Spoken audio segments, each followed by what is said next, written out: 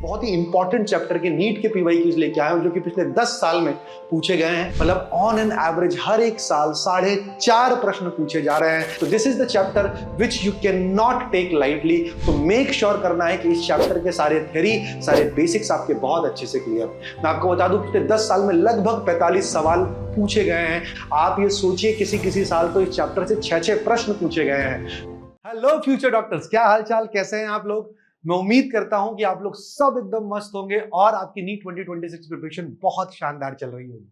मेरे प्यारे चीतो, मैं आपके लिए लेके आ चुका हूं एक बहुत ही अमेजिंग सेशन। देखिएगा, मैं अपने हिसाब से थोड़ा बहुत डिसाइड करके आपके लिए सेशन लेके आता हूं जिसके अंदर मैं चाहता हूं कि आपकी जो प्रॉब्लम सॉल्विंग एबिलिटी हो वो इंप्रूव हो पाए।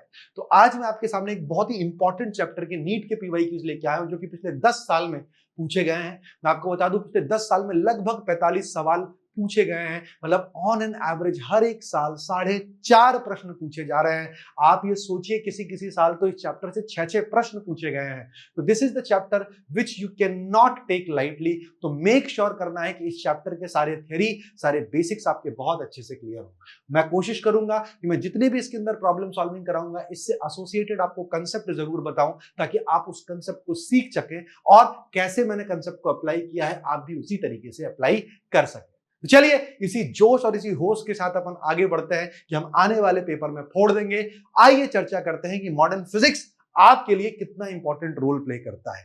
तो देखिए, मैंने कंपाइल किया हुआ है हर एक साल पूछे गए सवाल, आप देख सकते हैं 5-3-3, 5-4, 5-5-4, 6-3। आप देख रहे हैं 6 क्वेश्चन एक एक मॉडर्न फिजिक्स से आ जाते हैं। तो बेटा आप समझिए कितना इंपॉर्टेंट रोल प्ले करता है।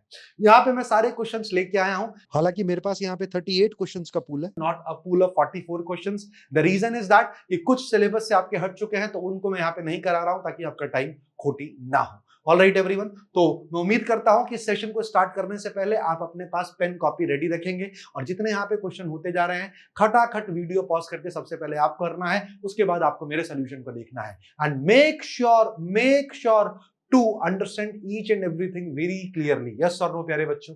yes sir। तो चलिए शुरू करते हैं मॉडर्न फिजिक्स का ये प्यारा सा सेशन जहां पे आप अपने 4 क्वेश्चन गारंटी कर सकते हैं अगर आप ये सेशन इत्मीनान से देखते हैं। All right everyone, so let's start and let's begin with modern physics PYQs that has been asked from past 10 years।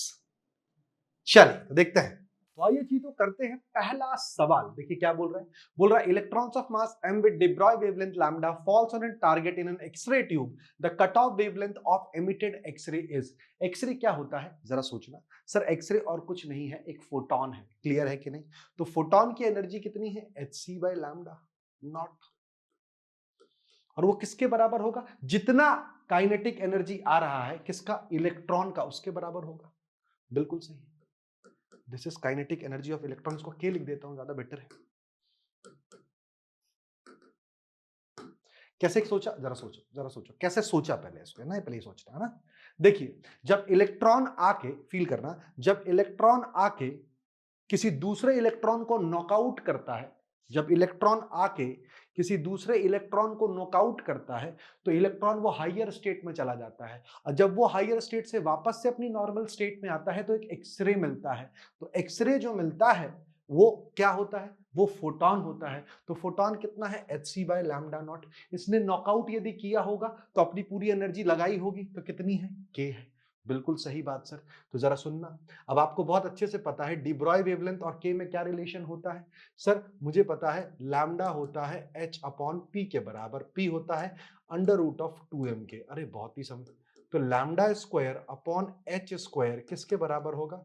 1 upon 2m के बराबर। This will give you k as, k की वैल्यू कितनी आएगी बताओ? h square upon 2m lambda square. Absolutely perfect. ठीक है, ये के की वैल्यू होगी। अब जरा इसको उठा के यहां पुट करते हैं अपन, कितना आएगा प्यारे बच्चों? ये आएगा hc upon lambda not is equals to the value of k is h square upon 2m lambda square. ठीक है, तो lambda not cut off wavelength कितनी पता चलेगी अपने को? जरा बताओ sir. Lambda not will be h से h गॉट गॉन, कितना हो जाएगा? 2m lambda square into c divided by h. Which option matches? with the right answer 2m lambda square into c upon h, 2m lambda square into c upon h। Option number ए जो है इस प्रश्न का बिल्कुल सही जवाब है। हालांकि एक्सरे आपके सिलेबस से हट चुका है, बट स्टिल यहाँ पे डिब्रॉय वेवलेंथ से एसोसिएटेड था, तो मैंने आपको क्वेश्चन कराया। आगे बढ़ते हैं। बोल रहा है photon with energy 5 electron volt are incident on a cathode C in a photo electric cell, the maximum energy of emitted photo electron is 2 electron volt. ध्यान से सुनना बेटा, है ना, ये कैथोड है और ये एनोड है, ठीक है, क्लियर है। और इसके ऊपर जो फोटोन आके टकरा रहे हैं कितने के हैं, 5 इलेक्ट्रॉन वोल्ट के हैं, बिल्कुल सही है। द मैक्सिमम एनर्जी, और यहां से जो इलेक्ट्रॉन निकल रहे हैं इनकी जो काइनेटिक एनर्जी है के मैक्स, ये कितनी दे रखी है क्वेश्चन में, 2 इलेक्ट्रॉन वोल्ट दे रखी है Surya sir. Okay, all right. देखो the maximum energy of emitted photo electron is 2 electron volt, ठीक है। चलिए अब ध्यान सुनना, तो आ रहे हैं 5, निकल रहे हैं 2, मतलब 5 मैं बोल सकता हूं आने वाली energy minus maximum kinetic energy, मतलब इसका जो वर्क फंक्शन है वो तो 3 इलेक्ट्रॉन वोल्ट है। बिल्कुल सही सूर्या सर, एब्सोल्युटली करेक्ट। अब क्या बोल रहा है आगे देखो, when photons of energy 6 electron volt are incident, no photo electrons reach to anode A। Feel करना है ना, जब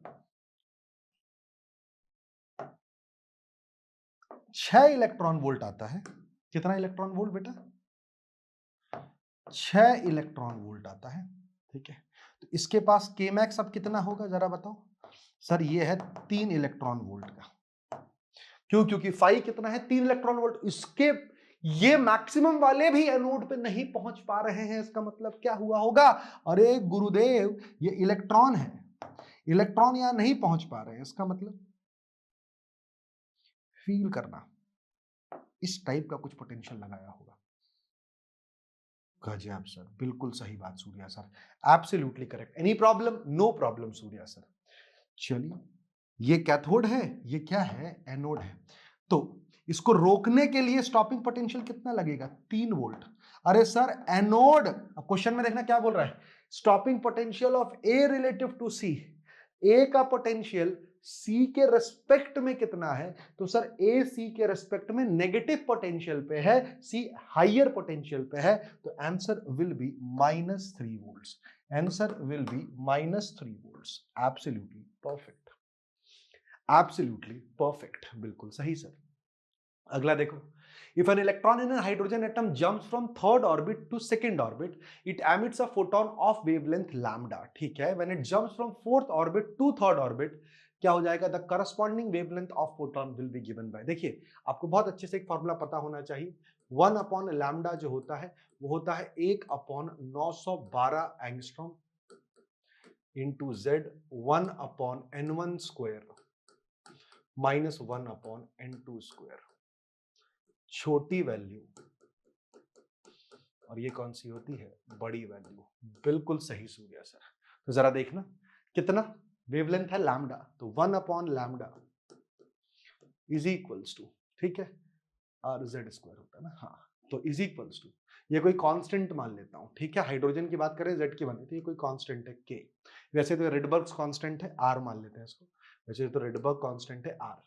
चलो 1 अपॉन n1 कहां से आ रहा है बेटा, तीसरे से दूसरे पे, है ना, तो 1/4 माइनस 1/9, बिल्कुल सही बात सर। दूसरा बताओ क्या पूछा है, 1 अपॉन लैम्डा डैश, कहां से कहां बोला है मेरे प्यारे सहपाठियों, चौथा तीसरा, मतलब 1/9 माइनस 1/16, बिल्कुल सही सूर्या सर।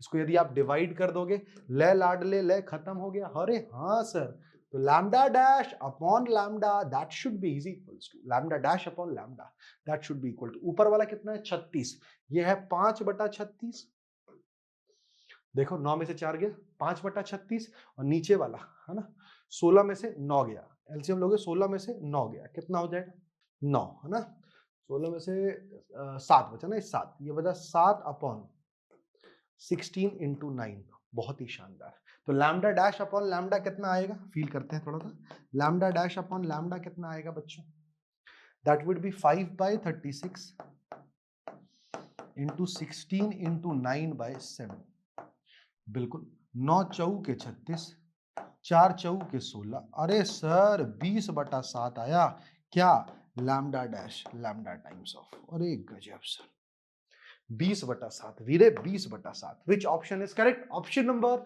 सी और third is the right answer to the problem. देखते हैं अगला क्वेश्चन क्या बोल रहा है। बोल रहा था photoelectric threshold wavelength of silver is this one. Threshold wavelength दे रखा है। थ्रेशोल्ड वेवलेंथ क्यों दे रखा है? ताकि आपको क्या मिल पाए? वर्क फंक्शन मिल पाए। ठीक है, 325 नैनोमीटर, एक्चुअली 3250 एंगस्ट्रॉम लिखा है, मतलब 325 नैनोमीटर। ठीक है, the velocity of the electron ejected from the silver surface by an ultraviolet light of wavelength 2536 into 10⁻⁻10 metre is. देखिए आपसे क्या पूछ रहा है, आपसे ये पूछ रहा है कि अगर इस सिल्वर सरफेस पे अल्ट्रावायलेट लाइट आए जिसकी वेवलेंथ इतनी है, तो इससे निकलने वाले इलेक्ट्रॉन की मैक्सिमम स्पीड क्या होगी? यस और नो बच्चों? Yes sir. तो आइए देखते हैं किन कंसेप्ट की आवश्यकता पड़ेगी। सर दो चीजों की आवश्यकता पड़ेगी sir. Half mv² v max square is equals to K max, और के मैक्स किसके बराबर होता है? आने वाली ऊर्जा minus work function. Absolutely correct. अच्छा, आने वाली ऊर्जा E किसके बराबर होता है? 1240 अपॉन लैम्डा नैनोमीटर में यदि रखा जाए तो ये इलेक्ट्रॉन वोल्ट में मिलेगा। सिमिलरली फाई क्या लिखा जाएगा? 1240 अपॉन लैम्डा, किस में रखा जाए? नैनोमीटर में, लैम्डा नॉट, तो ये भी किस में मिलेगा? इलेक्ट्रॉन वोल्ट में। ये दोनों वैल्यू अपन निकालने की कोशिश करते हैं। सबसे पहले let us try to figure out the value of phi. Phi कितना हो जाएगा? 1240 अपॉन, है ना, थ्रेशोल्ड वेवलेंथ कितना दे रखा है? 325 नैनोमीटर, है ना। देखो 325 नैनोमीटर, इसको जरा सॉल्व करो, कितना आएगा? 3 चौके 12, ज्यादा हो जाएगा, मतलब 3.8 के आसपास आएगा। 3 3 बार जाएगा 8, 3.8 इलेक्ट्रॉन वोल्ट के आसपास। ठीक है, दूसरा ई निकालो, कितना आ जाएगा? 1240 अपॉन 253.6। मैं इसको 250 मान के चल रहा हूं, है ना। तो 250 चौके, है ना, 250 चौके, ये लगभग 4.9 इलेक्ट्रॉन वोल्ट के आसपास आएगा। बिल्कुल सही है सर। देखो 250 चौके करो, कितना आएगा? तो कितना आ जाएगा? 1000 के आसपास। फिर बचेगा 240, नीचे है 253, लगभग 9 के आसपास। मैं ऐसे ही डायरेक्ट कर रहा हूं, क्लियर है क्या? लगभग आंसर लिख रहा हूं, तो ये मुझे आंसर भी लगभग ही चाहिए। तो मैक्सिमम काइनेटिक एनर्जी कितनी आ जाएगी बेटा? 4.9 minus 3.8, that would be is equals to 1.1 electron volt. Okay sir, मतलब 1.1 into 1.6 into 10 raise to the power minus 19 electron volt है ये, है ना, ये K max is equals to half into 9.1 into 10 raised to the power minus 31 kg times of Vmax square। यही लिखेंगे। बिल्कुल सही, मतलब Vm की जो वैल्यू आएगी that turns out to be under a root of, solve करेंगे इसको, 2 into 1.1 into 1.6 into 10 raised to the power minus 19 upon 9.1 into 10 raise to the power minus 31। बिल्कुल सही सर। तो एक बार ध्यान से देखो, तो ये 31 ऊपर जाएगा, तो 31 माइनस उससे तो 12 हो गया। 31 12 जब रूट से बाहर निकलेगा तो एक तो हो गया 10 की पावर माइनस 6 मल्टीप्लाइड बाय, जरा देखना, है ना, ये ऑलमोस्ट कितना लिखा हुआ है? 1.6, 3.2 अपॉन 9.1, ऐसा मान सकते हो। मतलब ये 1/3 लिखा है, 3.2 अपॉन 9.1, तो अंडर रूट ऑफ 1/3 मतलब 0.3 किसका अंडर रूट होगा? 0.6 के आसपास का अंडर रूट होगा। तो ये हो गया 0.6, 5 का तो 25 हो जाएगा, है ना, 30, 0.6 के आसपास जाएगा। कितना हो जाएगा? 0.6 इंटू 10⁻⁶ मीटर पर सेकेंड। अब जरा देखिएगा ध्यान से, ऑप्शन नंबर बी बिल्कुल करेक्ट है, लेकिन ऑप्शन ए को देखो, ये भी ऑलमोस्ट वही दे रखा है, सेम दे रखा है। देखो आप, सेम दे रखा है आपको, है ना, तो ये एरर है ना। दोनों ही आंसर इसके बिल्कुल सही है। जरा देखो, इसको यदि आप 10 से डिवाइड कर देते और इसको 10 से मल्टीप्लाई कर देते, जरा सोचो बेटा, तो कितना आता? सर ये 0.6 इंटू 10⁻⁶ के आसपास ही तो आता। दोनों आंसर ही सही हैं, लेकिन अभी अपन ने ऑप्शन नंबर बी पे टिक लगाया है। अगर एग्जाम में ऐसा आता तो दोनों आंसर्स को नंबर मिलते। ऑल राइट एवरीवन, चलिए बढ़ते आगे की तरफ, देखते हैं अगला सवाल क्या है। What does it says? It says suppose the charge of a proton and an electron differ slightly. ठीक है, one of them is minus E and the other one is E plus delta E. ठीक, सबसे पहले ध्यान से देखना, मान लेते हैं कोई एटम है, तो इस पर टोटल चार्ज कितना हो जाएगा? Minus E plus delta E, ये टोटल चार्ज हो गया किसी एटम पे। ठीक है, is the net of electrostatic force and gravitational force between two hydrogen atom, मतलब दो प्रोटॉन। एक और ये रहा भाई साहब। शानदार, एकदम परफेक्ट है ना। इस पे भी चार्ज कितना हो जाएगा, माइनस ई डेल्टा ई, और ये एक दूसरे को इलेक्ट्रोस्टैटिक फोर्स से क्या करेंगे, रिपेल करेंगे, सॉरी, ठीक है ना, रिपेल करेंगे। ये एक दूसरे को इलेक्ट्रोस्टैटिक फोर्स से रिपेल करेंगे, बट ग्रेविटेशनल फोर्स से अट्रैक्ट करेंगे। क्लियर है क्या my dear friends? Yes Surya sir, absolutely clear. आगे चलते हैं, ठीक है। अब आपसे क्या पूछा गया है, then delta E is in the order of, delta E का ऑर्डर आपसे बताया गया है अगर ये इक्विलिब्रियम में मेंटेन्ड है। तो जरा सोचना बच्चों, इससे ये कैंसिल हो गया, इससे ये कैंसिल हो गया, है ना। तो ग्रेविटेशनल फोर्स कितना लगेगा बच्चों, sir Gm1m2 upon R square, perfect. और ध्यान सुनना, ये वाला फोर्स कितना लगेगा, 1/4 पाई एप्सिलॉन नॉट Q1 Q2, मतलब डेल्टा ई स्क्वायर अपॉन दोनों का सेपरेशन डी स्क्वायर। ये चचा तो खत्म हो गए, हाँ या ना बेटा? Yes sir. मास किसके, मास ऑफ हाइड्रोजन एटम अपने को पता ही है दोनों के, है ना। तो क्या लिख सकता हूं, ये लिखा है Gm स्क्वायर, है ना, into 4 pi epsilon nought. Clear है क्या बेटा? Gm square into 4 pi epsilon nought is equals to delta E square. बिल्कुल घबराना नहीं है, है ना। आपको पता है 1/4 पाई एप्सिलॉन नॉट किसके बराबर होता है, 9 इंटू 10⁹ के बराबर होता है। मतलब ये लिखा हुआ है Gm square upon 9 into 10⁹ equal to delta E square, है ना। अच्छा, G की वैल्यू कितनी होती है, 6.67 इंटू 10⁻⁻, फील करते जाना, 6.67 इंटू 10⁻⁻, -11, ठीक है, इंटू m स्क्वायर कितना है, 1.67 इंटू 10⁻⁻27 इंटू 1.67 इंटू 10⁻⁻27, दो बार Gm स्क्वायर अपॉन 9 इंटू 10⁻⁹ का अंडर रूट डेल्टा ई देने वाला है। यस और नो? मैं सबको भूल जाता हूं, देखो 6.6, 1.6, ये इसको 1.5 मान लो, मतलब 1.61 और 9, ठीक है। पावर को देखते हो सबसे पहले, 27 और 27 कितना हो गया, 54, है ना। 54 और 11 कितना हो गया, 54 और 11 सर ये हो चुका है 65, 65, है ना, 65, 65 और 9 कितना हो गया, ऊपर जाएगा 65 और 9, है ना, 74, 74 का रूट करोगे तो कितना आ जाएगा, 37, खत्म। सॉल्व करने की जरूरत ही नहीं है, दिख गया आपको, बाहर कितना निकलेगा, 10 की power -37। Absolutely correct sir. Which option will be correct, option number 3 will be the right answer to the problem. आगे बढ़ते हैं, the ratio of wavelength of last line of Balmer series and last line of Lyman series. Last line क्या होता है बेटा, series limit होता है ना। देखिए हर एक क्वेश्चन के साथ मैं कंसेप्ट भी सिखाते चल रहा हूं, तो ध्यान से देखना, है ना। सीरीज लिमिट, लास्ट लाइन को ही क्या बोलते हैं, सीरीज लिमिट।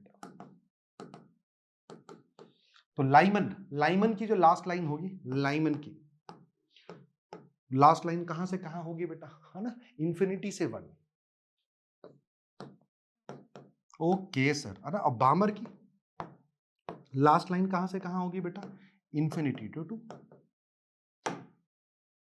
बिल्कुल सही सूर्या सर। अब आइए अब सॉल्व करते हैं। अब आपसे क्या निकालना है ना, रेशियो ऑफ वेवलेंथ निकालना है। तो जरा देखो बेटा, सबसे पहले 1/λb, बामर की बात कर लेता हूं, तो ये कितना हो जाएगा, लैम्डा एल लिख लेता हूं पहले, लैम्डा एल लाइमन की, तो ये हो जाएगा आर जेड स्क्वायर, जेड की वैल्यू तो 1 है अपने को पता ही है, आर लिख लेते हैं, है ना। कहां से कहां, 1/1 स्क्वायर, दूसरा तो क्या है, इनफाइनाइट है ना। और 1/λb कितना हो जाएगा बच्चों, सर आर 1/2 स्क्वायर। अरे शानदार, दोनों को डिवाइड कर दो, gone gone, lambda B is to lambda L is given by, देखो 1/1/4, 4:1 will be the answer to the problem. Is it clear बच्चों? Yes Surya sir. पढ़ते हैं आगे की तरफ।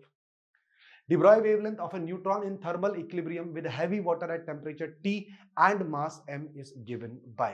प्लीज याद रखना है अपने को। जरा देखिए, है ना, कंसेप्ट क्या कहता है, लैम्डा जो होता है वो h/mv लिख लो, या फिर h/√2mk लिख लो। काइनेटिक एनर्जी, यस और नो बेटा? Yes sir. और ये किसके बराबर होता है काइनेटिक एनर्जी, है ना? बताओ किसके बराबर होता है? 3/2 kT के बराबर होता है। तो 2 से 2 कट जाएगा। अरे yes sir, √3m k times of t। ये काइनेटिक एनर्जी है ना, इसको मैं ना एक काम करता हूँ, ई लिख देता हूँ ताकि आपको कंफ्यूजन ना हो। काइनेटिक एनर्जी है और ये बोल्ट्जमैन कांस्टेंट है। तो विच आंसर विल बी करेक्ट बेटा? h/√3m kT। Is it correct? Yes Surya sir. चलते हैं आगे की तरफ। Electron with initial velocity this enters a field this if lambda naught is its initial de Broglie wavelength, then its de Broglie wavelength at time t is given by। concept क्या कहता है? बहुत simple, lambda initial क्या होगा? h upon initial momentum. Lambda at time t क्या होगा? h upon momentum at time t। बस इस बात का अपने को ध्यान रखना है। बोलो यस और नो बच्चों? Yes sir. आइए इस कंसेप्ट को सीखते साथ ही सोल्यूशन अपन ट्राई करते हैं। So what will be the solution प्यारे बच्चों? आइए देखते हैं सोल्यूशन कितना दिखेगा। सोल्यूशन आइए देखिए, देखिए सबसे पहले कितना बोल रखा है?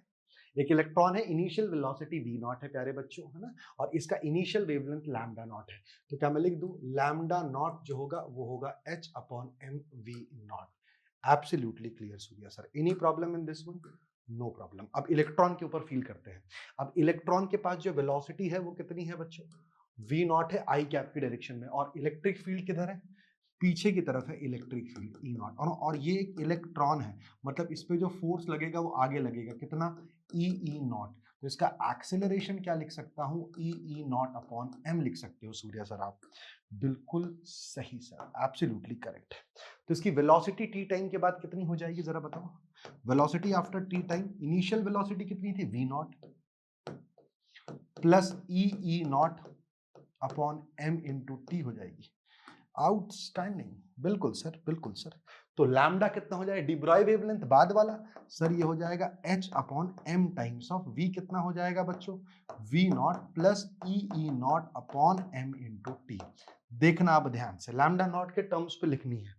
तो h को क्या लिख सकते थे? Lambda naught M V naught लिख सकते थे। हाँ sir, lambda naught M V naught upon M V naught को यदि मैं कॉमन ले लेता हूं तो ये नीचे लिखा है 1 plus E naught T upon M V not.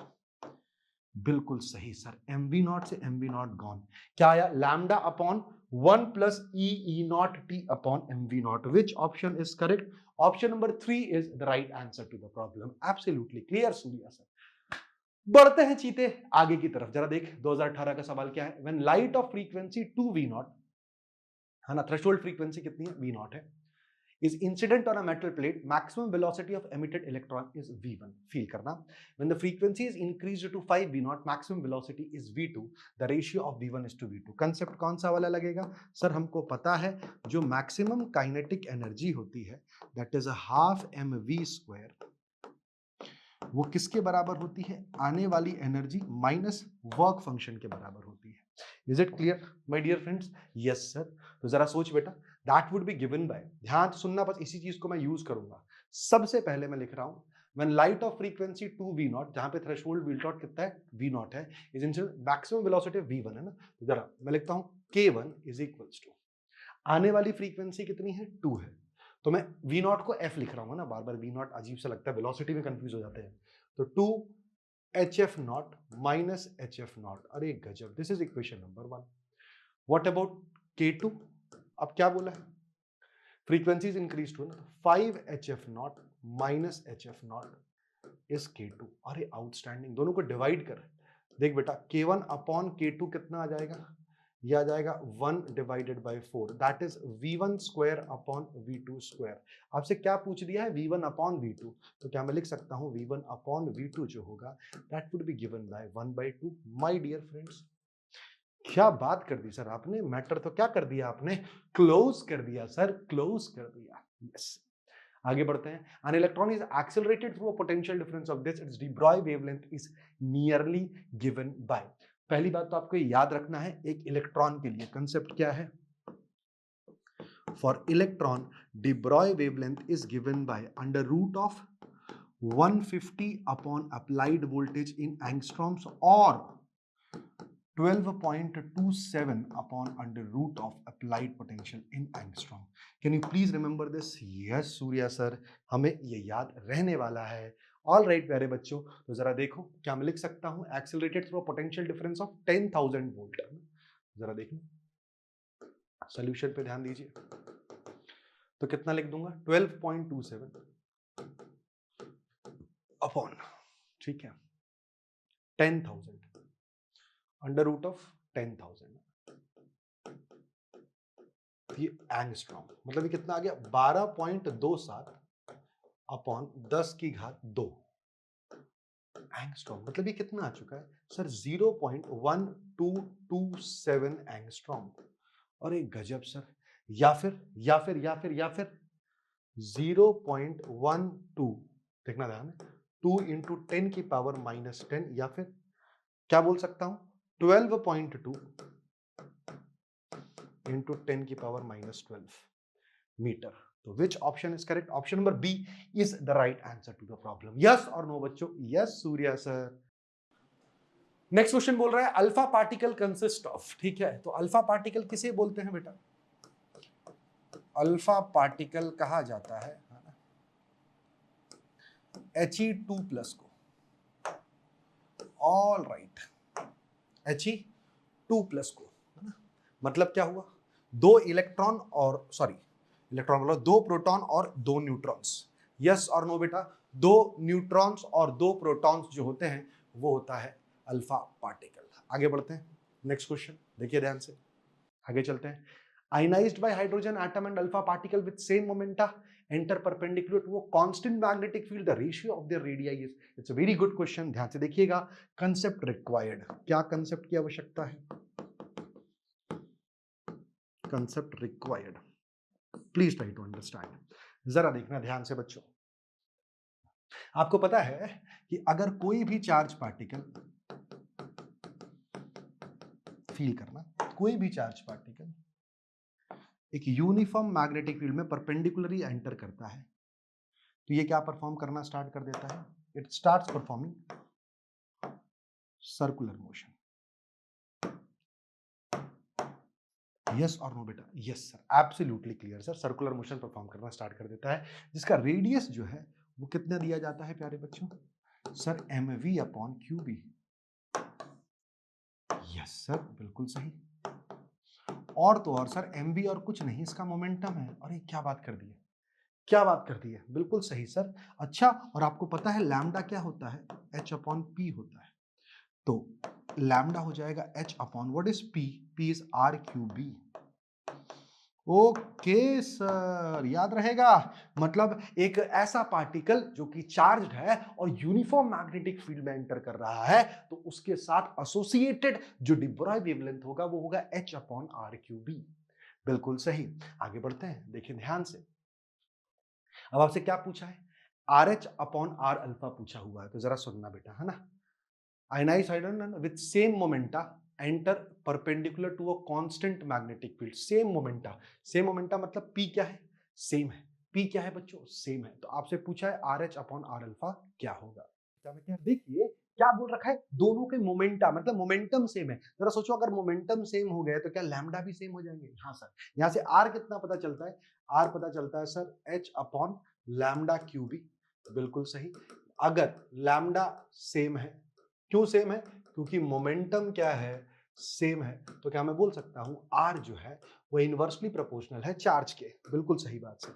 R क्या है? इनवर्सली प्रोपोर्शनल है चार्ज के. इसका मतलब क्या हुआ बेटा? जरा देखो सर, मैं आप बोलिए RH/r alpha will be given bye Q alpha upon QH. अरे गजब सर, ये होता है 2Q, ये होता है Q. 2:1 will be the answer to the problem. Option number ए इस प्रश्न का बिल्कुल सही जवाब है मेरे प्यारे मित्रों. अगला सवाल. When uranium isotope is bombarded with a neutron, it generates this free neutrons and स्वाभाविक सी बात है, चार्ज हमेशा क्या रहता है? कंजर्व रहता है. Charge is always conserved. ठीक है भाई साहब, ये यूनिवर्स का नियम है. आवेश सदा संरक्षित रहते हैं. जरा सोचो कंसेप्ट क्या है.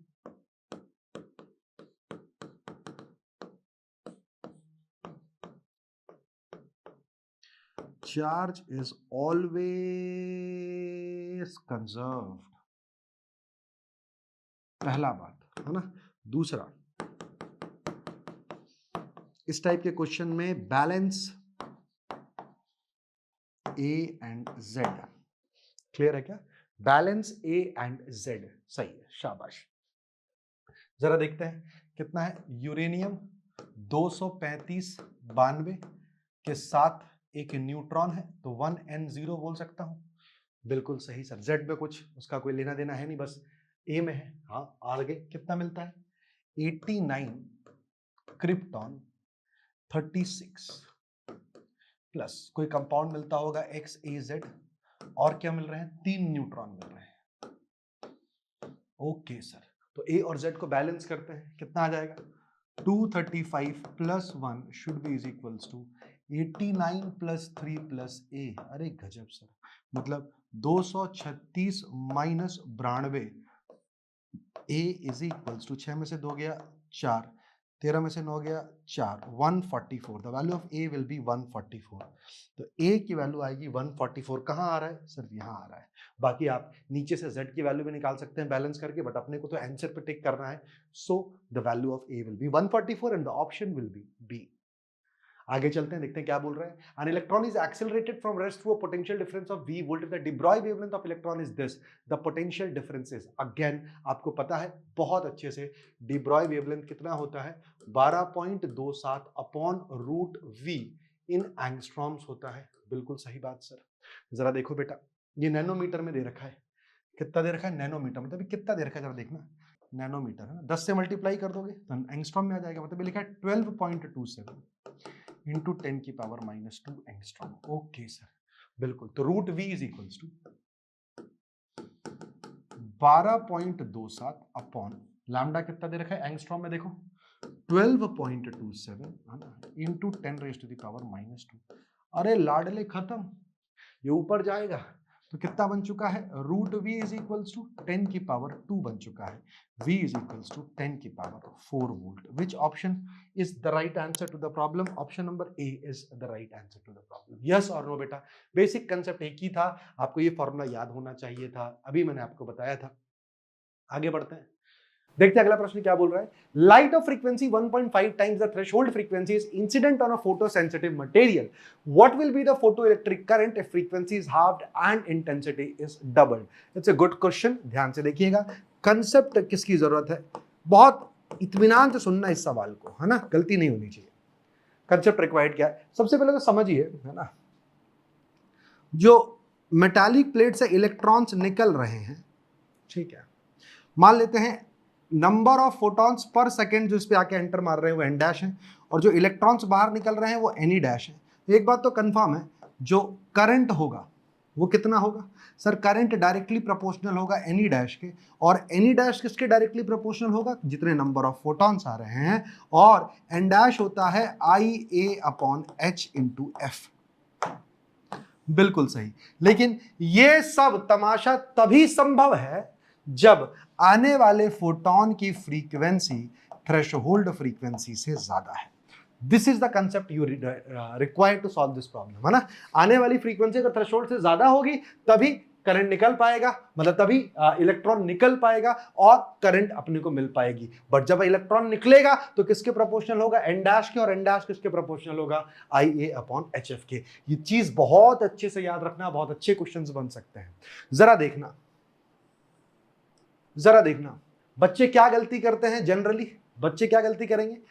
आई निकाल लेंगे भाई साहब, नया वाला आई डैश बोल देते हैं। नया वाला आई डैश क्या बोलेंगे सर? इंटेंसिटी को आपने क्या कर दिया? डबल कर दिया। और फ्रीक्वेंसी को आपने क्या कर दिया? हाफ कर दिया। तो बच्चों को लगता है ये तो लिखा है 4IA अपॉन HF। अरे हाँ सर, तो आंसर क्या होना चाहिए? 4 टाइम्स, विच इज रॉन्ग। ये तो गलत है। क्यों? क्योंकि आपने अभी चेक नहीं किया ये कब लगाना है। जब फ्रीक्वेंसी F0 से ज्यादा है तभी तो करंट मिलेगी। क्या फ्रीक्वेंसी, ध्यान से सुनना, बाद वाली फ्रीक्वेंसी जो है, what will be the photoelectric current if the frequency is halved, अरे सर, बाद वाली जो फ्रीक्वेंसी है वो इनिशियल फ्रीक्वेंसी का हाफ कर दिया गया है, और इनिशियल फ्रीक्वेंसी कितनी दे रखी थी? 1.5 टाइम्स ऑफ थ्रेशोल्ड फ्रीक्वेंसी, जो कि कितना हो चुका है? 0.75 एफ नॉट हो चुका है। कितना हो चुका है? 0.75 F not, which is less than F not. अरे सर, मतलब करंट क्या रहेगा? जीरो, क्योंकि आने वाली फ्रीक्वेंसी थ्रेशोल्ड फ्रीक्वेंसी से कम है, बाद वाली फ्रीक्वेंसी। क्लियर है क्या? ठीक है, तो अगर मान लो ये 1.2 एफ नॉट होता या 1.1 एफ नॉट होता, तब गारंटी अपन ये बोल सकते थे। क्लियर है क्या मेरे प्यारे चीतों? Yes sir. इस केस में बोल पाएंगे क्या? नहीं बोल पाएंगे, इसलिए कौन सा ऑप्शन सही होगा? जीरो, है ना। याद रखना, मैंने दोनों मेथड बताए हैं, इसमें से ये गलत है और ये सही है। याद रखिएगा, this is the concept that you need to have to understand this problem and solve this one. Yes or no बच्चों? Yes sir. All right everyone. Next question क्या बोल रहा था? Energy equivalent of 0.5 gram of substances. जरा देखना ध्यान से। Energy according to Einstein कितना होता है? mc square. तो जरा देखो, मास कितना दे रखा है? 0.5 ग्राम, तो उसको पहले केजी में करना पड़ेगा, into C square, 9 into 10⁻16। Clear है क्या? तो ये हो जाएगा 4.5 इंटू 10⁻13 joules. Option number C is the right answer to the problem. Absolutely correct बेटा। देखते हैं अगला सवाल क्या है। बोल रहा है for which one of the following bore atoms is not valid. ठीक है, तो कंसेप्ट रिक्वायर्ड क्या है? सिंगल इलेक्ट्रॉन सिस्टम के लिए ही बोर एटम वैलिड होता है। ठीक है, किसके लिए वैलिड होता है? Valid for single electron system.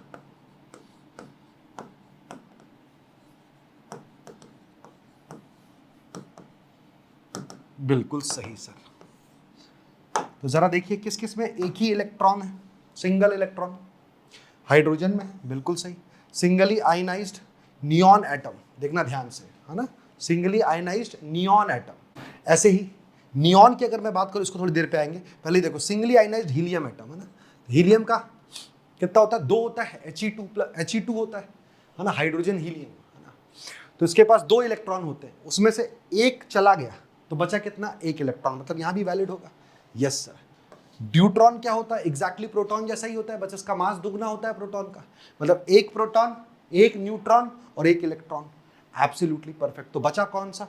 Neon. Neon के पास कितने इलेक्ट्रॉन्स होते हैं? 10, उसमें से 1 चला गया तो कितने बचे? 9। तो किसके लिए वैलिड नहीं है? सिंगली आयनाइज्ड नियॉन एटम के लिए वैलिड नहीं। All right Surya sir, all right Surya sir, absolutely perfect. आगे बढ़ते हैं।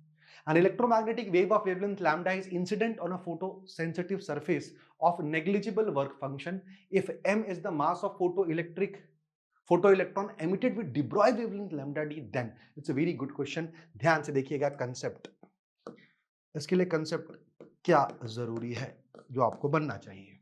एक इलेक्ट्रॉन है, ठीक है, एक इलेक्ट्रोमैग्नेटिक वेव है जिसका वेवलेंथ कितना है? लैम्डा। ठीक है, is incident on photosensitive surface, ठीक है, जिसका वर्क फंक्शन है नेग्लिजिबल, मतलब hc बाय लैम्डा एक इलेक्ट्रोमैग्नेटिक वेव में, मतलब फोटोन है, वो आ रहा है, ठीक है, वो 2 चीजों के इक्वल होगा। ठीक है, नेग्लिजिबल वर्क फंक्शन है, मतलब phi plus maximum kinetic energy, और ये फाई ऑलमोस्ट 0 है, बिल्कुल। If m is the mass of a photo electron emitted with de Broglie wavelength lambda d, तो जरा सुनना, क्या मैं लिख सकता हूं? hc by lambda is equals to, है ना, यहां आ गया k, और आपको बहुत अच्छे से पता है क्या कि de Broglie वेवलेंथ कैसे दिया जाता है? h/mv से दिया जाता है, h/mv से दिया जाता है। कंसेप्ट बता रहा हूं क्या क्या लगेगा, है ना, और लैम्डा हो जाएगा h/√2mk। इन 2 कंसेप्ट से आपका काम हो जाएगा। बोलो यस और नो बेटा? Yes sir. तो h/√2mk, है ना, तो lambda square upon h square is equals to कितना आ गया? 1/2mk। This gives an idea of k as h square upon 2m lambda square.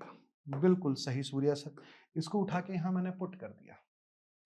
de Broglie wavelength lambda d है ना, d लैम्डा d है, sorry, lambda d है ना, lambda d। जरा देखो कितना आ जाएगा? ये आ जाएगा sir hc by lambda is equals to, ये कितना आया है? Lambda square, sorry h square H square upon 2m lambda D square. अरे गजब सर, एच से एच का मैटर क्या हो जाएगा, क्लोज हो जाएगा। आपको लैम्डा निकालना है, तो value of lambda will be given bye 2m lambda D square divided by, है ना, डिवाइडेड बाय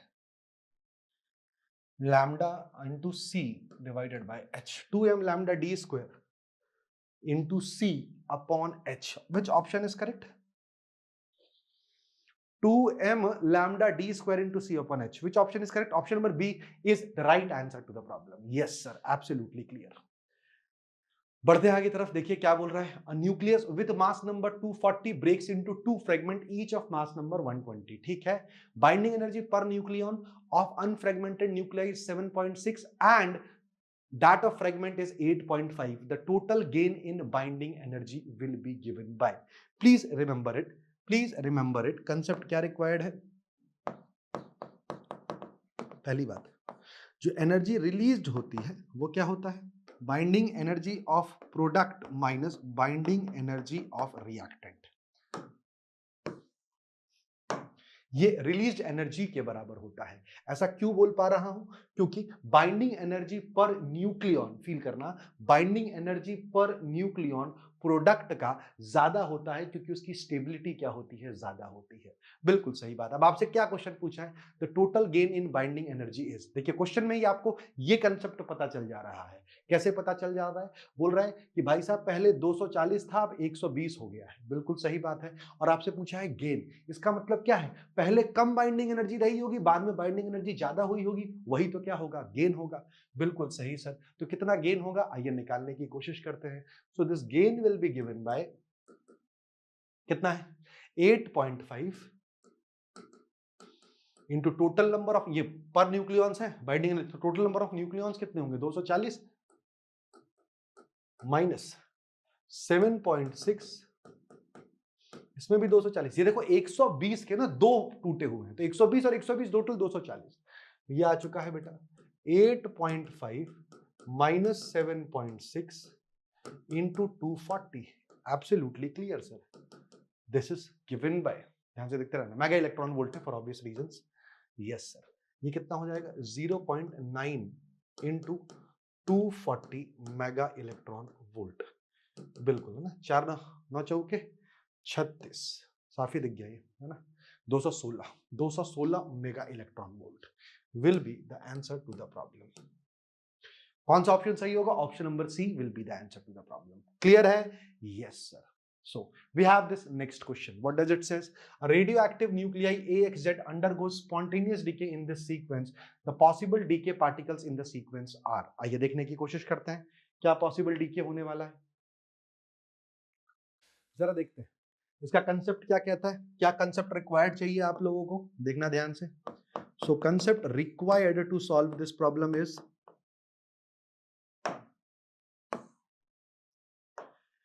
क्या कंसेप्ट की आवश्यकता है ना। कंसेप्ट ये कहता है हमें कि जो अल्फा डीके होता है ना, ध्यान सुनना, है ना, AXZ, है ना, अल्फा डीके क्या करता है, A से 4 घटाता है और Z से 2 घटाता है। याद रख के जाना आप सारी बातें। बिल्कुल सही सर, है ना। बीटा डीके क्या करता है, बीटा भी 2 प्रकार के होते हैं, है ना, बीटा माइनस डीके, है ना। तो मान लो अगर AXZ है, ठीक है, बीटा माइनस है ना, तो बीटा माइनस है तो A तो एज इट इज रहता है, A एज इट इज रहेगा और Z में क्या हो जाता है, 1 ऐड हो जाता है। अरे बहुत ही सही सर, है ना, ठीक है, बिल्कुल सर, बिल्कुल बिल्कुल बिल्कुल बिल्कुल बिल्कुल। इलेक्ट्रॉन और एंटी न्यूट्रिनो इसका बाय प्रोडक्ट होता है। ऐसे ही बीटा प्लस क्या करता है, कुछ नहीं करता सर, ये भी आसान है। क्या हो जाएगा, AXZ होगा और यहां से क्या हो जाएगा, beta plus A as it is, Z से 1 घटा देगा। प्लस है तो माइनस हो जाएगा, माइनस है तो प्लस हो जाएगा। बस इतना ध्यान रखना, गामा कुछ भी चेंज नहीं करता है। अब जरा बताओ, देखिए ध्यान से, यहाँ Z से Z माइनस 1 गया है, मतलब यहाँ बीटा प्लस है। बिल्कुल सही बात है, यहाँ माइनस है मतलब यहाँ प्लस है। बिल्कुल सही। यहाँ पे क्या हुआ है, Z माइनस 1 से Z माइनस 3 पे गया है, मतलब ये 2 कम हुआ है, मतलब ये पक्का अल्फा है। बिल्कुल। Z माइनस 3 से Z माइनस 2 पे गया है, ध्यान सुनना, इसमें एक बढ़ गया है, इसमें एक बढ़ गया है। बढ़ गया है मतलब क्या हुआ होगा, एक बढ़ गया है मतलब बीटा माइनस। परफेक्ट। तो आंसर क्या होगा? Beta plus alpha beta minus. Which option will be correct? Option number B will be the right answer to the problem. अगला सवाल आपकी स्क्रीन पर। The graph it shows the variation of de Broglie wavelength of an particle and its associated momentum. अरे sir, lambda तो है h upon p, मतलब lambda into p क्या है? कांस्टेंट है। सर ये तो एक रेक्टेंगुलर हाइपरबोला, खटाक से कौन सा hyperbola? Rectangular hyperbola will be the answer to the problem. बिल्कुल सही sir. Let T1 and T2 be the energy of electron in the first and second excited state of hydrogen. Then according to Bohr model, T1 and T2, आपको तो energy पता ही है बच्चों। Energy concept कितना क्या होगा? कंसेप्ट रिक्वायर्ड सर, एनर्जी का formula आपको पता होना चाहिए था। एनर्जी होता है -13.6 Z square by n square electron volts. अरे सर, मतलब ये तो पता है कि जो एनर्जी है वो इनवर्सली प्रोपोर्शनल है n स्क्वायर के, मतलब E1 अपॉन E2 जो होगा वो होगा N2 अपॉन N1 का whole square. Absolutely correct Surya sir. Is it clear everyone? Yes Surya sir, है ना, N2 अपॉन N1 का होल स्क्वायर। अब जरा सॉल्व करके देखते हैं। आइए, अब आपसे T1 अपॉन T2 पूछा है, T1 अपॉन T2 पूछा है ना। First and second excited state, please remember excited state. First excited state क्या होता है? n is equals to 2। Second excited state क्या होता है? n इज इक्वल्स टू 3, है ना। यस सर, तो मतलब ये हो जाएगा 3 अपॉन 2 का होल स्क्वायर, मतलब दिस विल बी 9/4। कितना आ जाएगा आंसर? 9/4।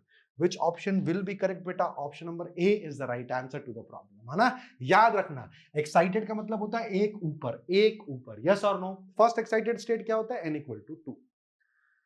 अगला क्वेश्चन देखते हैं क्या बोल रहा है। In the given nuclear reaction the element x is, आपको बहुत अच्छे से पता है, जरा देखना ध्यान से बच्चा। ये पॉजिट्रॉन है। ओके सर, ये क्या है? पॉजिट्रॉन है, ये इलेक्ट्रॉन नहीं है। मतलब ये कौन सा डीके हुआ है?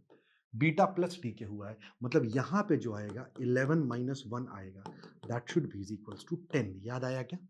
ये E माइनस होता अगर इलेक्ट्रॉन निकला होता, है ना, तो यहां प्लस हो जाता, लेकिन ये प्लस निकला है तो माइनस हो जाएगा 10। नीचे 10 आएगा। नीचे 10 में कौन कौन है? ये तो हो नहीं सकता, ये तो हो नहीं सकता। अच्छा, ऊपर कितना आएगा जरा सोचो, ऊपर भी फील करते हैं। ये तो सेम रहने वाला है, मतलब 22 और 10, 22 और 10 दोनों आंसर ही सेम है। सॉरी बेटा, देख लेना यहाँ पे कुछ कैलकुलेशन, वो क्वेश्चन में कुछ टाइपिंग एरर होगी। 22 and 10 any will be the answer to the problem. Yes sir. आइए देखते हैं अगला क्वेश्चन क्या बोल रहा है। बोल रहा है nucleus of mass number 189 splits into two nuclei having mass number 125 and 64. The ratio of radius of two daughter nuclei respectively is. तो देखिएगा ध्यान से, इसके लिए कंसेप्ट रिक्वायर्ड क्या है प्यारे बच्चों?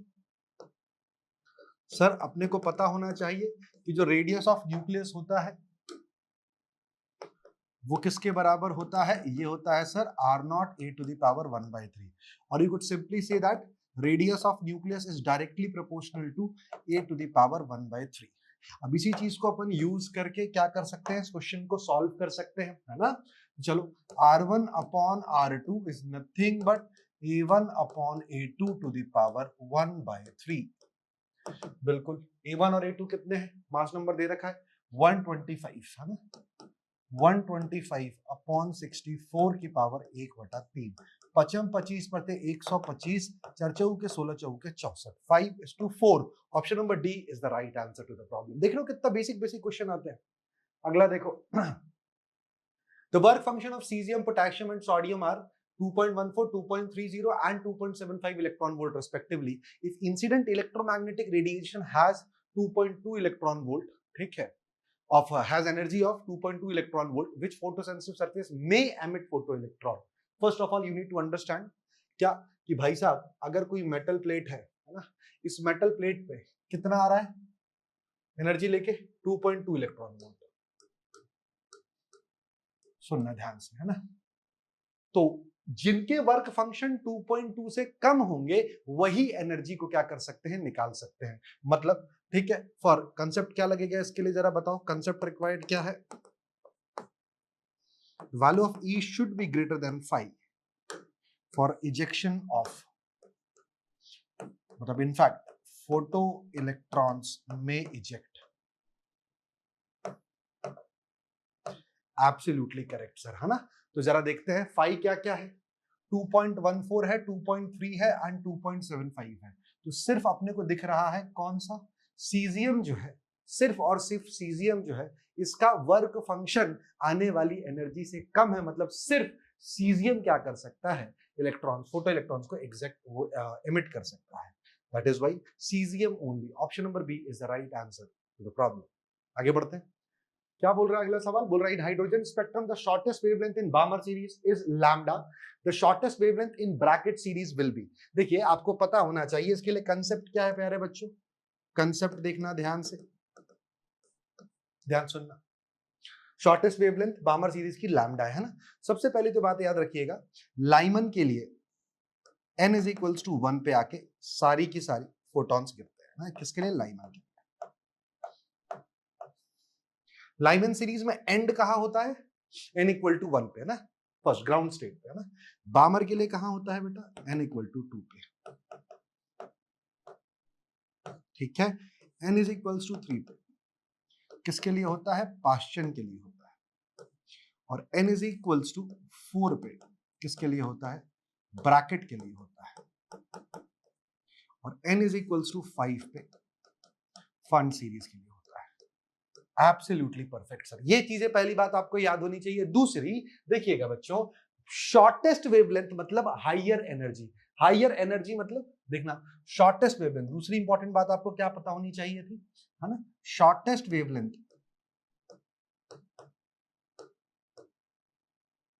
हमेशा हमें सीरीज लिमिट में मिलती है। सीरीज लिमिट मतलब कहां से, मतलब इंफिनिटी टू एन पे। अरे बिल्कुल सही सर, ये दो बातें आपको पता है, क्योंकि मैक्सिमम एनर्जी गैप पे मिनिमम वेवलेंथ होगा, है ना, और मिनिमम एनर्जी गैप पे मैक्सिमम वेवलेंथ होगा, ठीक है। हमसे शॉर्टेस्ट वेवलेंथ की बात की गई है। तो आइए सोल्यूशन को देखते हैं प्यारे बच्चे। सोल्यूशन देखिए क्या होगा। सबसे पहले अगर मैं बात करता हूं 1 अपॉन लैम्डा की, तो ये किसके बराबर है सर, ये है आर जेड स्क्वायर, है ना। कहां पे किसकी बात करी जा रही है, बामर की बात की जा रही है। बामर मतलब 2, मतलब 1 अपॉन 2 स्क्वायर। अरे गजब सर, है ना। ऐसे ही 1 अपॉन लैम्डा डैश में बोल देता हूं आर जेड स्क्वायर, किसकी बात की जा रही है प्यारे बच्चों, ब्रैकेट की, मतलब n is equals to 4। All right sir, तो 1 अपॉन 4 स्क्वायर, अगर हम दोनों को डिवाइड कर देते हैं this will be gone, lambda dash upon lambda is equals to 16 upon 4, 4 4 16, 4:1 will be the answer to the problem। आपसे क्या पूछा गया है, आई गेस लैम्डा डैश पूछा गया है ना, तो लैम्डा डैश जो होगा वो हो जाएगा 4 लैम्डा। लैम्डा डैश जो होगा वो हो जाएगा 4 lambda, will be the answer to the problem। yes or no बच्चों, yes सूर्या सर। अगला question, the radius of innermost orbit of hydrogen atom is this, ठीक है। इसको 0.53 एंगस्ट्रॉम भी बोल सकते हैं। what is the radius of third allowed orbit of hydrogen atom, ठीक है। वापस से क्या कंसेप्ट आपको पता होना चाहिए सर, हमें फॉर्मूला पता होना चाहिए, है ना, रेडियस ऑफ nth ऑर्बिट का, that is 0.53 n square by z angstrom. Yes और नो बच्चों, यस सूर्या सर, परफेक्ट। अब आ जाएगा सॉल्यूशन, है ना। सॉल्यूशन कितना होगा, तो radius of third orbit is 0.53 into 3 square upon n square by z। Hydrogen की बात कर रहे हैं, yes sir, angstrom. Now this is 0.53 into 9 angstrom, कितना आ जाएगा 0.53 into 9 प्यारे बच्चों, तो 5 9 45, है ना, 4.77 angstrom. Option number A will be the right answer to the problem. Shall I go ahead, yes Surya sir. अगला question, the mass number and atomic number of product respectively are given by. चलिए देखते हैं क्या क्या हो रहा है।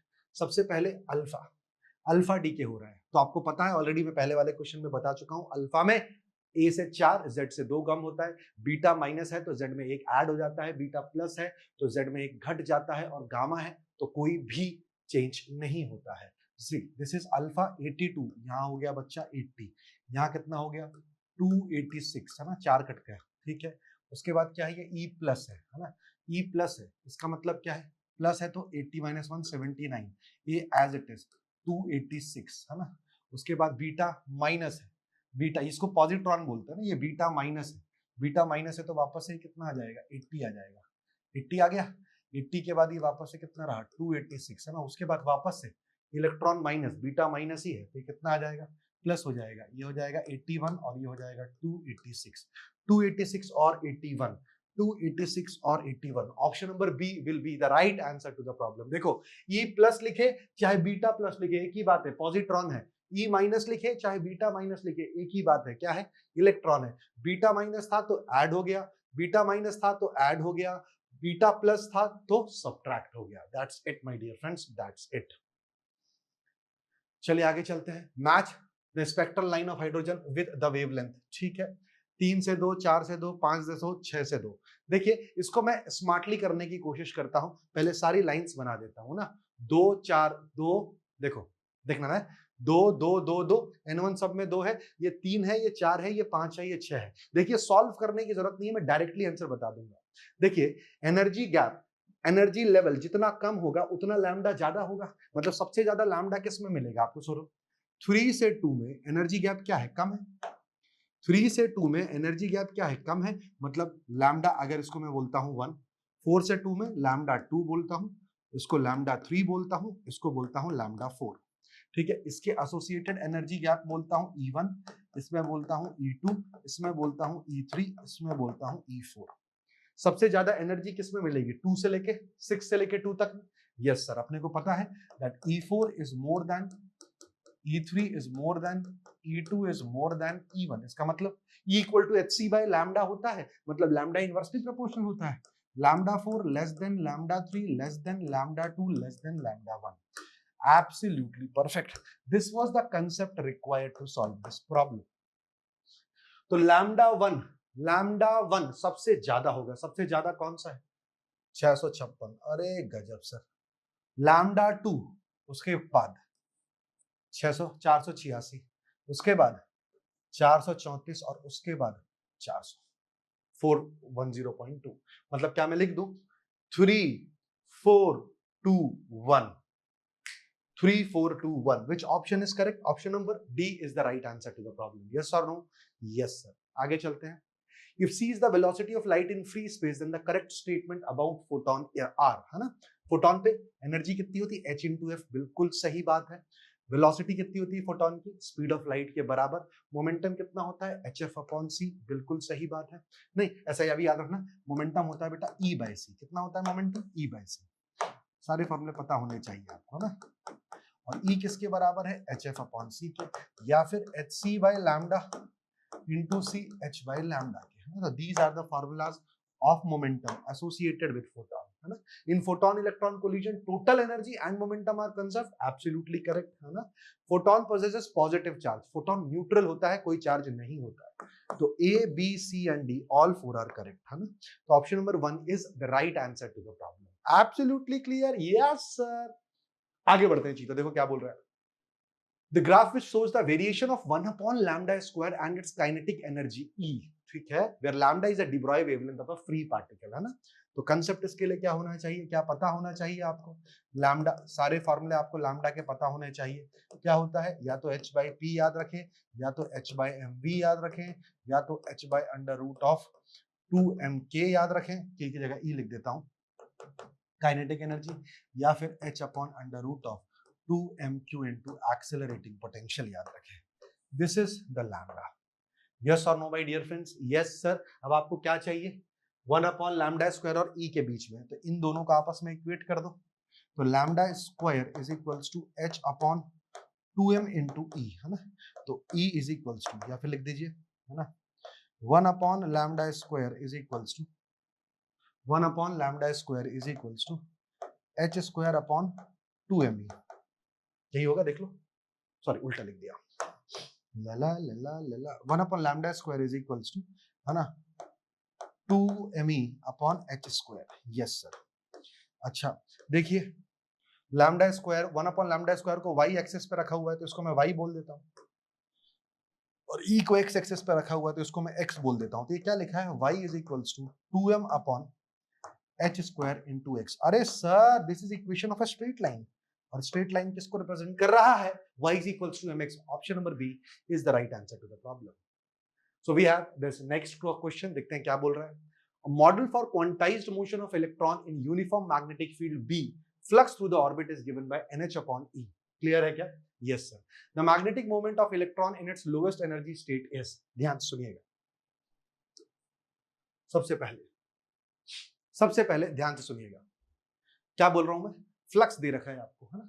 तो फ्लक्स क्या लिखोगे आप? B into pi are square, यही होता है magnetic flux, B into area, है ना, जो भी रेडियस में घूम रहा होगा, B into pi are square is equals to दे रखा है आपको NH/E, है ना। आर स्क्वायर की वैल्यू तो पहले निकाल के अलग करो, हो जाएगा NH/E B pi. Is it clear my dear friends? Absolutely clear. आगे बढ़ते हैं। आपसे पूछा गया है magnetic moment of electron in its lowest energy state. मैं आपको एक बात बता देता हूं, जो मैग्नेटिक मोमेंट होता है that is actually given by NIA। किससे दिया जाता है? NIA, नंबर ऑफ लूप तो बनी है। आई को क्या लिख सकता हूं जरा बताओ? E/T। एरिया वापस से क्या लिखा जा सकता है? पाई आर स्क्वायर। अरे बहुत सही है। टी को क्या लिखा जा सकता है? 2 पाई आर। ठीक है, बहुत ही शानदार, ये M आ गया। 2 पाई आर अपॉन बी, बिल्कुल सही। Yes sir. देखो ध्यान से देखो ना, जो कोई वो नहीं है, क्या क्या पहले क्वेश्चन दिया था तो इस क्वेश्चन से ये निकाल लिया, उसके बाद M निकाला है। M वैसे तो आपको याद होना चाहिए EVR/2 होता है, करके देखो यही आएगा। EV R से R कट गया, पाई से कट गया, EVR/2, या फिर M/L is equals to Q/2M होता है। ये भी याद रखिएगा। L क्या होता है? Angular momentum. याद आया क्या? याद आया क्या आपको? यस सर, याद आया। ठीक है, दोनों चीजें याद होनी चाहिए, बट कोई बात नहीं याद है तो मैंने प्रूफ करके दिखा दिया। NIA, N की वैल्यू 1 है, I को क्या लिख सकते हैं? E/T into pi are square. शाबाश, एक ये हो गया, एक ये हो गया। अच्छा, अब एक और बात देखो, model for quantized motion of electron in uniform, एक electron uniform magnetic field B में घूम रहा है। ठीक है, एक और चीज अपने को पता है, क्या चीज पता है? R इज इक्वल्स टू क्या होता है सर? ये तो mv/q होता है। अरे गजब सर, mv/q याद करो। अगर किसी चार्ज पार्टिकल को यूनिफॉर्म मैग्नेटिक फील्ड में छोड़ दिया जाए तो R होता है mv/q। बिल्कुल सही बात है। तो यहां से एक और बात पता चली, V/R इसके बराबर है EB/m। देखो सारी वैल्यू मैं पुट करूंगा, देखते जाना। V/R यहां पुट करूंगा और R स्क्वायर यहां पुट करूंगा। अरे गजब सर, तो M कितना आएगा जरा सोचो। M will turn out to be, देखिए E/2 पाई, बिल्कुल सही। What is the value of V/R? इट इज EB/m, absolutely correct. And what is the value of R square? That is NH/EB pi. गजब सर, EB से EB got gone. ठीक है, दिख रहा है? NH/EB पाई, कुछ गलत तो नहीं किया है? देख लेते हैं एक और बार। NH/EB पाई परफेक्ट है क्या? Yes sir. क्लियर है यहाँ तक? Yes sir. अब देखना ध्यान से, ना तो क्या रख दिया? E/2 पाई, V/R की वैल्यू रख दी, R स्क्वायर की वैल्यू रख दी, और एक और क्या लिखा है यहाँ पे? पाई। अब देखो क्या क्या कैंसिल हो रहा है। EB से EB कट गया, है ना, पाई से पाई कट गया, कितना आ रहा है जरा देखो? NEH/4 पाई m, यही आ रहा है क्या? नहीं, 2 पाई m।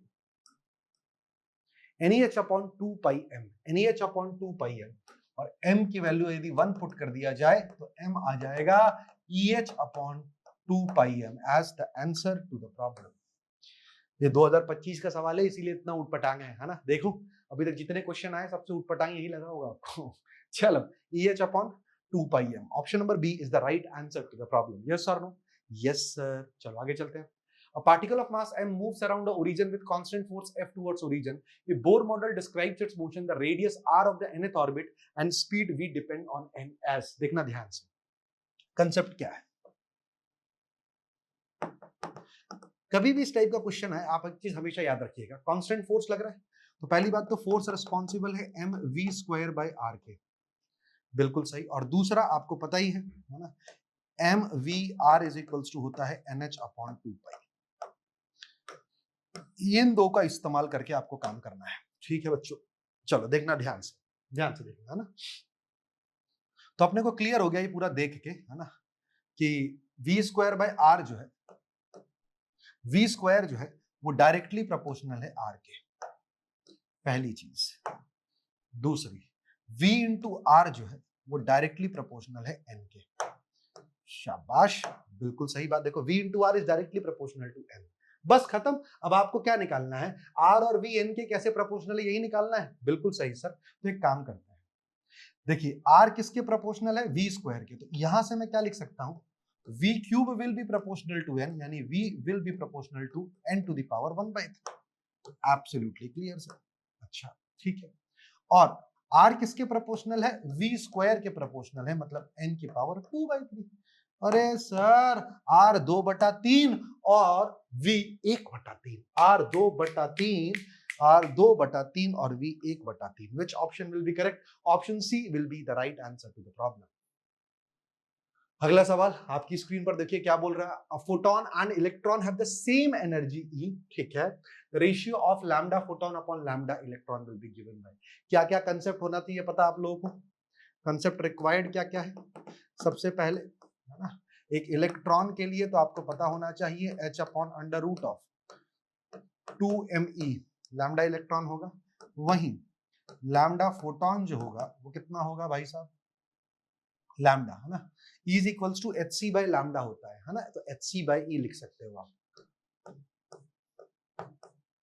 ठीक है, हैव सेम एनर्जी E है ना, परफेक्ट, ये कंसेप्ट आपको पता होना चाहिए। अब आपसे क्या पूछा है, लैम्डा फोटोन पूछा है ना, सॉल्यूशन देखिए, upon lambda electron, this will give you what, lambda photon कितना है बेटा, H C upon E upon lambda of electron कितना है, h upon under root of 2me, h से h का मैटर क्या हो चुका है, क्लोज हो चुका है सर, ये हो गया lambda p upon lambda e as c upon e into under root of 2me, yes sir, इसको लिख सकते हैं c अपॉन, इसको लिख सकते हैं c into under root of 2me upon e square, this will be gone, yes sir, c under root of 2m by e will be the value of lambda p upon lambda e. Is it clear everyone? Yes Surya sir, चमका क्या छोटे, चमका क्या, चमका sir, चमका। Option 3 will be the right answer to the problem. Absolutely perfect sir. Next question. De Broglie wavelength of an electron orbiting in second state of hydrogen atom is close to. Please remember this formula, it's an important question. Everyone, eyes on the board now. Concept required. चलिए देखते हैं ध्यान से, आपको एक बात बहुत अच्छे से पता है ना, लैम्डा जो होता है वो h अपॉन एम वी होता है, M V R is equals to N H upon 2 pi, है ना, एम वी की वैल्यू क्या लिख सकता हूं मैं, देखो ध्यान से, N H upon 2 pi R, ठीक है, एम वी की वैल्यू क्या लिख सकता हूं, N H upon 2 pi R, बिल्कुल सही से, एम वी की वैल्यू, ठीक है, एच से एच गॉन, ठीक है, ये कितना आ गया सर, ये आया 2 pi are upon N.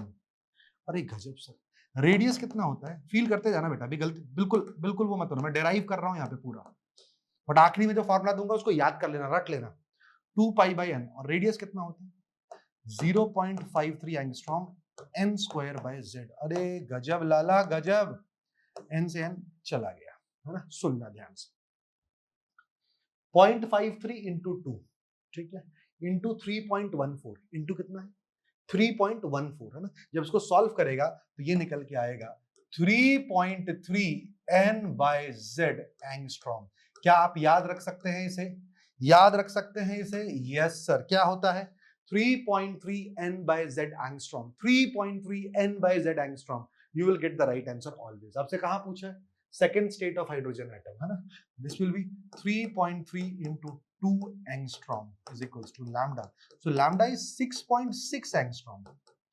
Lambda is 6.6 angstrom, है ना, या फिर 0.67 नैनोमीटर, एक ही बात है। Perfect sir. Which option will be correct my dear friends? Option number B will be the right answer to the problem. Clear है क्या? Yes sir. अगला question, which of the following options represents the variation of photoelectric current with property of light shown on the x-axis? ठीक है, क्या पूछा हुआ है, photoelectric current, ठीक है, तो फोटो इलेक्ट्रिक करंट और इंटेंसिटी, आपको पता है इंटेंसिटी बढ़ाने से फोटो इलेक्ट्रिक करंट बढ़ जाती है, डायरेक्टली प्रोपोर्शनल होते हैं, तो ऑप्शन नंबर ए, यहां तो कांस्टेंट है, पॉसिबल नहीं है, फ्रीक्वेंसी से कोई लेना देना नहीं है ना, ये होगा, तो A only will be the right answer to the problem. Yes और नो माय डियर फ्रेंड्स। देखते हैं अगला क्वेश्चन क्या बोल रहे हैं, लास्ट क्वेश्चन भी है, जरा सुनना ध्यान से। बोल रहा है the ratio of the wavelength of the light absorbed bye hydrogen atom undergoes n equal to 2 to n equal to 3 and n equal to 4 to n equal to 6 transition respectively है। आपको बहुत अच्छे से पता है ना। अगर ऐसा ट्रांजिशन हो रहा है 2 से 3 जा रहा है तो जो वेवलेंथ होती है कैसे दी जाती है बच्चों, are Z square 1 upon n1 square minus 1 upon n2 square, है ना। हमेशा ये कौन सी वैल्यू होती है, छोटी वैल्यू होती है सर, और ये कौन सी वैल्यू होती है, बड़ी वैल्यू होती है सर। और यही इस क्वेश्चन को सॉल्व करने के लिए कंसेप्ट रिक्वायर्ड है। आपको पता है ये बात? Yes sir. अब ज्यादा देखते हैं, पहला वाला लैम्डा मान लेते हैं, तो क्या लिखा है 1 upon lambda is are Z square. कहां से कहां जा रहा है भैया, 2 से 3 जा रहा है, मतलब छोटा वाला 2 है, 2 का स्क्वायर 4, 3 का स्क्वायर 9। अरे गजब सर, मतलब ये कितना आ जाएगा 36, है ना। 9 में से 4 गया 5, 5 are Z square upon 9 into 4, चौके 36। ठीक है। दूसरा 1 अपॉन लैम्डा डैश क्या लिख दोगे बेटा, आर जेड स्क्वायर 1 अपॉन 4 की जगह क्या आएगा जरा सोचो इस बार कहां से कहां जाएंगे, इस बार जा रहे हैं अपन 4 से 6, तो छोटे वाली वैल्यू कितनी है 16 माइनस ये कितना हो जाएगा बेटा 36। अरे गजब सर, सही है सही है सही है, yes sir yes sir yes sir. जरा सॉल्व करना, एलसीएम आ जाएगा 16 इंटू 36, है ना, और 36 में से 16 गया 20, बहुत ही बढ़िया, है ना। दोनों को डिवाइड करते हैं तो लैम्डा डैश अपॉन लैम्डा कितना आ जाएगा, जरा देखना ना, 5 अपॉन 9 इंटू 4 मल्टीप्लाइड बाई ये ऊपर जाएगा 16 इंटू 36 अपॉन 20। अरे गजब सर, जरा सोचना, 5 चौके 20, है ना, 4 9 36, 9 से 9 भी चला गया, 4 चौके 16। अरे सर ध्यान सुनना, उल्टा पूछना है, लैम्डा अपॉन लैम्डा डैश हो जाएगा 1 अपॉन 4, 1/4, है ना। तो कौन सा ऑप्शन मैच कर रहा है, matching with option number D. और इसी के साथ मैंने पूरे आपके मॉडर्न फिजिक्स के क्वेश्चन जितने पिछले 10 साल में पूछे गए हैं सारे आपको सॉल्व करा दिए गए हैं प्यारे बच्चों। अगर आपको सेशंस अच्छे लग रहे हो तो बिल्कुल भी बिना घबराए नीचे कमेंट बॉक्स में जरूर बताइएगा कि आपको सेशंस कैसे लग रहे हैं, क्योंकि आपका फीडबैक हमारे लिए बहुत ज्यादा इंपॉर्टेंट है।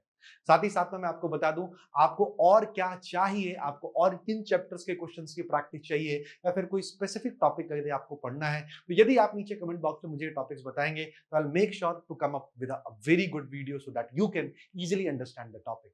माय डियर फ्रेंड्स, क्योंकि एग्जाम पास आ चुका है, मैं आप लोगों को रिकमेंड करूंगा क्या कि आप ऑनलाइन ज्यादा टाइम स्पेंड ना करें, सिर्फ क्वालिटी कंटेंट पढ़ने पे फोकस करें, सिर्फ प्रैक्टिस पे फोकस करें, सिर्फ अपने वीक एरियाज को इंप्रूव करने की कोशिश करें।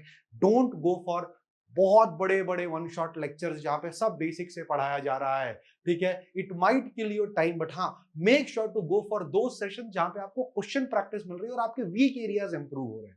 देखिए मुझे पता है ये मैं बात जो बोल रहा हूं थोड़ी सी वियर्ड है, लेकिन it's very important for you to understand कि आपका वीक एरिया कौन सा है। यदि आपका वीक एरिया आपको पता है और उसके बावजूद आप उस वीक एरिया को सॉल्व ना करके जो दुनिया ड्रामा कर रही है आप उसके पीछे जाओगे, you will actually waste your marks and might waste your seat in NEET 2026. So make sure करना है कि आपको अपने एरियाज पे वर्क करना है और आपको क्या पढ़ना है फिजिक्स में आप नीचे कमेंट बॉक्स में जरूर बताइए। जाने से पहले यदि आपने हमारे चैनल को सब्सक्राइब नहीं किया है तो make sure to subscribe the channel. मिलते हैं अगले वीडियो में। That's it from my side today. Thank you for patient listening everyone.